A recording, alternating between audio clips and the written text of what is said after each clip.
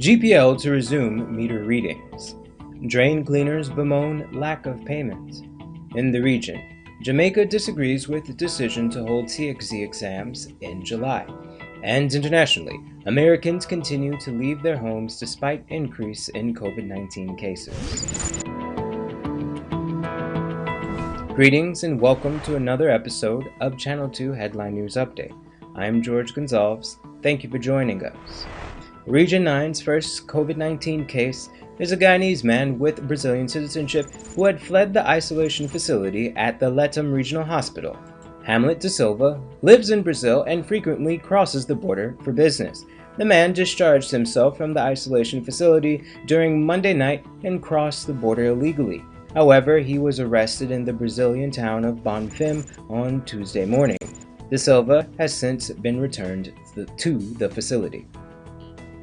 GPL is set to resume meter readings this month. Here's BB Backus with more.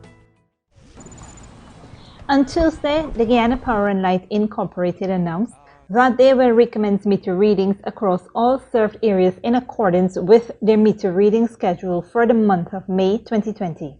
According to GPL, all necessary precautionary measures will be taken by their meter readers to guard against spreading of the coronavirus. Additionally, the delivery of mail through the Guyana Post Office Corporation will resume towards the latter end of the month. On March 16th, the power company had temporarily suspended meter reading in light of the COVID-19 pandemic. A complete list of the reading schedules is accessible on their website. Their office hours remains from 8 a.m. to 12 p.m. Additionally, if meter readers are unable to access the meter for actual readings throughout the month of May, their meter reading WhatsApp service remains accessible to all postpaid customers for use. For Headline News Update, Bibi Backus. Thanks, Bibi. The Uokrama International Center for Rainforest Conservation and Development has recorded a significant increase in the number of illegal activities including logging, gold mining, hunting, and fishing within the Uokrama forest. A statement from the center on Tuesday said that with the support of the Corps of Wardens of the Ministry of Natural Resources and the Guyana Police Force, they were able to perform a series of coordinated raids within the forest.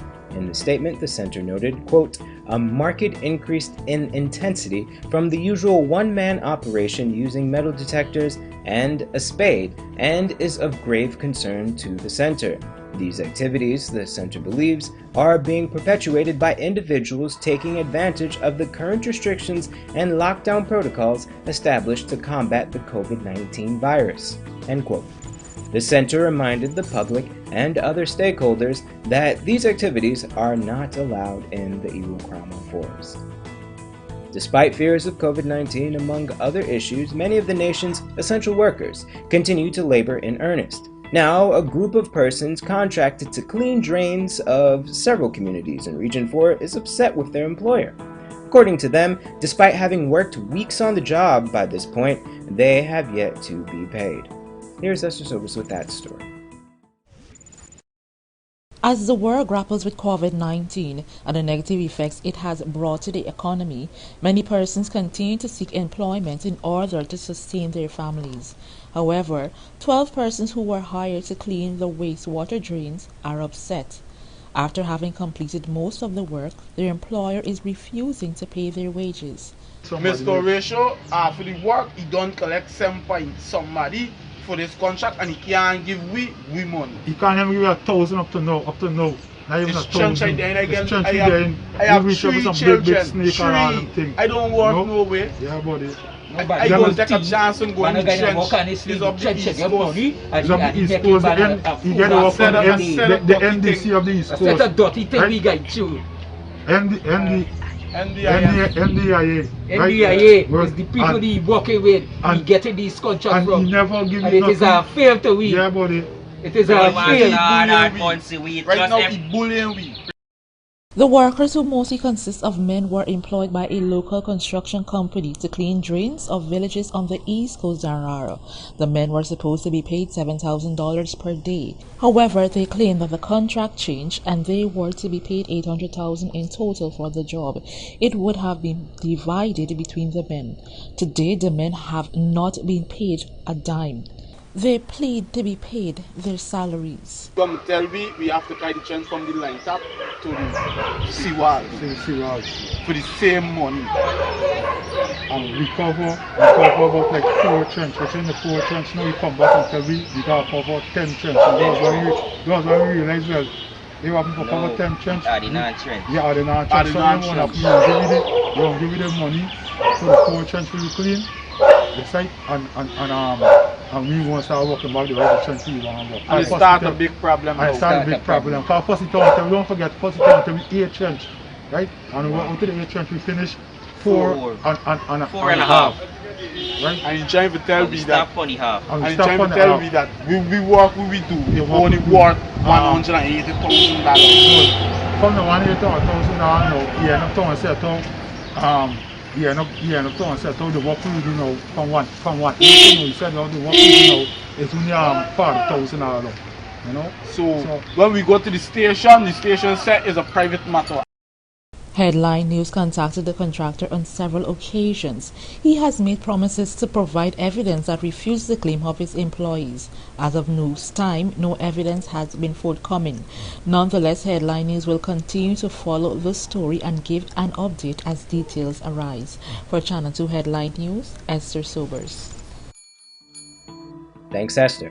On Tuesday, police acting on information received went to the Bartica Stelling at about 10:30 a.m. and detained 2 males who were incoming passengers from Parika. A search of their belongings revealed nearly 1.2 kilograms of suspected cannabis concealed in several parcels. The suspects, both residents of Sophia, Greater Georgetown, reportedly admitted ownership of the narcotics. They are currently in police custody and are being processed for court.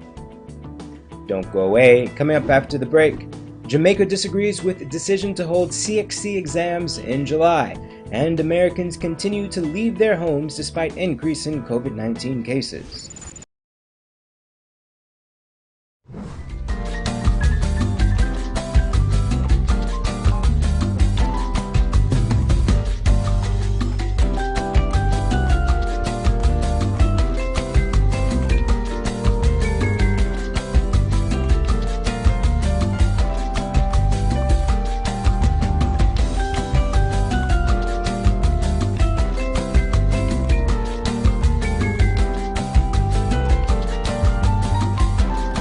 Hurry down to Zasco on 15 North Road between Camp and Wellington Streets. Quality products at low cost for every room in your home. 65 and 55 inches high-end 4K smart TVs. Samsung French door fridges. Black & Decker appliances, queen and king size Canadian-made mattresses. German-made pressure pots in 5 to 9 liters. 12-piece pot sets, knife sets, cutlery sets and pans, commercial fans. Samsung smart stoves. Canadian-made 3-piece recliner sofa sets. Air fryers and Hamilton Beach hot and cold water dispenser. For that reliable, prudent and courteous traveling experience, your choice is G3 Cabs, located at 228-229 Aubrey Barker Road and Beverly Close, South Renfrew Gardens. Travel in comfort and safety with our deluxe fleet of new vehicles and neatly trimmed drivers serving our customers around Georgetown. We deliver cooking gas, small packages, run errands, and provide minor vehicular roadside assistance such as jump starts of vehicles, flat tires, spare wheel assistance, and more. Contact us on 218-4982 or 218-4500. G3 Cabs. You can count on us. Oh gosh, what's this? Me son can't read or spell. Stop! 0 out of 20. Is what I gonna do here? Hi guys, my name is Ms. Kajusek and I'm the senior teacher at the Treasure After School program. Due to the spread of the coronavirus and the need for social distancing, we have moved our in-class learning activities to online via Skype. On the online side, we will be focusing on spelling, phonics, reading, and the National Grade 6 assessments. For more information, you can inbox us or call us. Contact us on 675-4379. I can call them now. Hidden Treasures, discovering gems in young minds.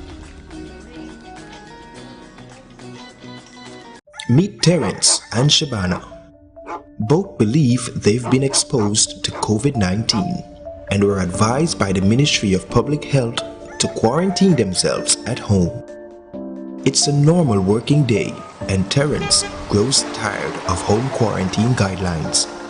So he heads off to work using public transportation. Now all the passengers and his co-workers are in danger of contracting COVID-19 from Terence. After work, Terence heads straight to the gym for daily exercise. He shares the same exercise equipment with many others that day. Later on that evening too, Terence heads off to play several rounds of dominoes with some friends. By breaking the quarantine rules, Terence has endangered the lives of the passengers, his co-workers, members of his gym, and his friends with whom he played dominoes. By contrast, Shabana practices social distancing. She works from home every day and in the evenings, she video chats with her family and friends to stay connected. Shabana is also obeying all the guidelines that the Ministry of Public Health says we follow when quarantined at home. Shabana has infected no one. Let's all do our part and practice physical and social distancing by avoiding unnecessary travels and staying home from large groups of people, including our families and friends. A message from the Ministry of Public Health in collaboration with PAHO WHO. For more information, visit our website at www.health.gov.gy or visit our Facebook, Instagram, or Twitter page.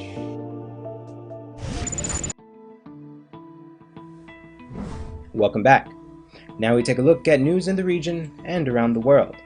The Jamaican government says it does not support the decision by the CARICOM Council for Human and Social Development on Education to make regional students sit the CXC examinations in July. The COHSOD held a virtual meeting last week and pronounced that the CXC would be setting exams for students in the Caribbean Secondary Education Certificate and the Caribbean Advanced Proficiency Examination. Jamaica's Minister with responsibility for education, Carl Samuda, said Kingston could not endorse the COHSOD decision, owing to the impact that the novel coronavirus has had on the education sector locally, saying, quote, "The challenges are much greater in Jamaica, and we don't feel that we could make a commitment to hold these exams in July under the circumstances," end quote. Schools in Jamaica have been closed since March 13th and will not reopen until September. In Brazil, where the coronavirus death toll is above 12,000 and rising, local governments have imposed mandatory lockdowns in the face of President Jair Bolsonaro's failure to take it seriously. While in Chile, the government is being accused of dragging its feet as infections soar. Al Jazeera's Lucia Newman reports. In the city of Niterói, local authorities are restricting entry from neighboring Rio de Janeiro, which has the second highest COVID-19 infection rate in Brazil. It's necessary because the population is not respecting social distancing, and that affects more people. If the virus isn't stopped now, who guarantees that it will be stopped later? It seems logical enough, but not to President Jair Bolsonaro, who is balking at calls from governors to impose a lockdown. First, he went on a jet ski escapade on the day Brazil's death toll surpassed 10,000 and called fears of coronavirus paranoia. Now, as the toll approaches 12,000, he's issued a decree to allow barbershops, beauty salons, and gyms to reopen as essential services. The prestigious British medical journal The Lancet says Bolsonaro may be the single biggest threat to Brazil's fight against coronavirus. In Chile, the government is also under fire, accused of taking too long to impose widespread quarantines in the capital. Infections have soared from 15 to more than 30,000 in just 2 weeks nationwide, the majority here in Santiago. The death toll is still relatively low, but that's likely to change very quickly. This is the entrance to the emergency room of one of Santiago's oldest and largest public hospitals. The beds in the critical care units are now almost full, and that isn't even the worst problem. It's the lack of nurses and other technicians that are needed to care for patients that need emergency care. The Air Force is airlifting recovering patients to other provinces to share the load. Short-staffed and with 90% of beds taken, the government has declared what it calls the battle for Santiago. Clearly worried, President Sebastián Piñera is overseeing the arrival of massive amounts of protective gear and more ventilators. These next weeks will be very challenging and will require the best of all of us. But many say the government should have done more already, like these mourners who are waiting for a loved one to be brought out for burial. Abel says he lost his nephew and his uncle in less than a week. Now we're all dying because of the incompetence and greed of our leaders who refused to declare a total lockdown in Santiago. We were supposedly experts, prepared for the worst, but it's a bunch of lies. More than half of Santiago is now finally under quarantine, but it may be too late to prevent the health system from collapsing, even before Chile reaches the peak of the pandemic. Lucia Newman, Al Jazeera, Santiago. And internationally, the movements of Americans during lockdown are being revealed by researchers tracking their mobile phones. They have seen a sharp rise in the number of people leaving home despite the United States' struggle to contain the outbreak of COVID-19. Al Jazeera's Heidi Jo Castro reports. Busy exercise parks near Washington, D.C. are a sign of fatigue. Fatigued muscles and fatigued patients with staying at home. We're a very restless group, humans. Feels great just to be outside. Outside and with their phones. Not all are aware their device may be among the 100 million across the U.S., sending location data that filters to researchers at the Maryland Transportation Institute to create this map, tracking the social distancing trends of COVID-19. The darker the color, the greater part of the population venturing at least 1 mile from home. The map is growing darker by the day. We're concerned, very concerned about this major shift in momentum in terms of a drop in social distancing behavior. The University of Maryland researchers report a 20% increase in travel distances and non-work related trips across states that have partially reopened as of May 1st. We'll have to wait for at least probably 2 weeks to see its actual impact on public health and new cases and new death numbers, but we're closely monitoring the situation and are sharing the data with decision makers. The Maryland Transportation Institute plans to look next at demographics, breaking down the impact of COVID-19 by age, race, gender, and income. That's information coming from the U.S. Census and from your phone, leading to some concern from privacy watchdogs. Did they get consent from users who supplied the data at any point for collection or for this specific use? And also, are people able to review and delete their information? The university says it receives location data from Cubic, a data broker that measures foot traffic in businesses. The users are anonymous and have opted in, but not specifically for COVID tracking. Privacy is completely protected without any personal information at all. And we used approximate locations of mobile devices to infer home location.